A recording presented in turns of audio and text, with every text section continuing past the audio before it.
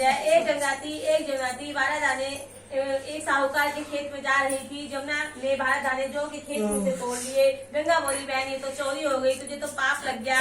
जमुना बोली कि अब ये पाप कैसे उतरेगा। गंगा बोली कि 12 वर्ष साहूकार की नौकरी करने से उतरेगा। जमुना साहूकार के यहाँ गई और बोली मुझे नौकरी पर रख लो, 4 काम छोड़कर मैं तुम्हारे सारे काम कर दूंगी। एक तो जूठे बर्तन नहीं धोऊं, झाड़ू नहीं लगाऊं, सेज नहीं बिछाऊं और दिया नहीं चाकू। साहूकार ने उसे नौकरी पर रख लिया। 12 वर्ष बाद कुंभ का मेला आया। साहूकार ने मेले में जाने लगे तो जमुना ने उन्हें सोने का टका दिया और बोली वहाँ मेरी बहन गंगा है, उसको ये टका दे देना, कह देना मेरी बहन जमुना ने भेजा है। तो वह हाथ पसार कर गोरी गोरी भैया में हरी हरी चूड़िया पहनकर ले लेगी। वे लोग वहाँ जाकर सोने का टका देने लगे तो गंगा ने हरी हरी चूड़िया पहनकर गोरी गोरी भैया पसार कर सोने का टका लिया और बोली मेरी बहन जमुना से कह देना तेरे 12 वर्ष पूरे हो गए हैं, अब आ जाएगी।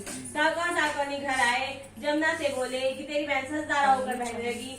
साहूकार को जब यह पता लगा कि जमुना माता हमारे सारे काम करती थी तो वो मुंडे माथे पड़ गए और सोचने लगे अब हमारा पाप कैसे उतरेगा। उधर जमुना गंगा के पास गई तो गंगा ने पूछा कि साहूकार को दीन बताकर आई है या नहीं। जमुना बोली कि मैंने तो कुछ भी नहीं कहा। गंगा बोली कि उनको दीन बताकर आ, नहीं तो उनको संतोष कैसे होगा। जमुना दोनों के सपने में आई, बोली तुम उदास क्यों हो। वे बोले तो हमने तुमसे सब ऊंचा नीचा काम कराया, अब हमारा पाप कैसे उतरेगा।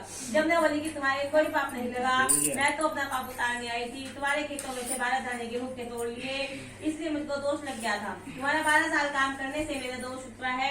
तुम उठो, तुम्हारे कोई दोष नहीं लगा, तुम्हारे खूब धनलक्ष्मी हो जाएगी, तुम्हारी मुक्ति हो जाएगी।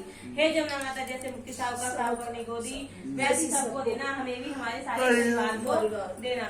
बोलो गंगा जमुना मैया जी की जय।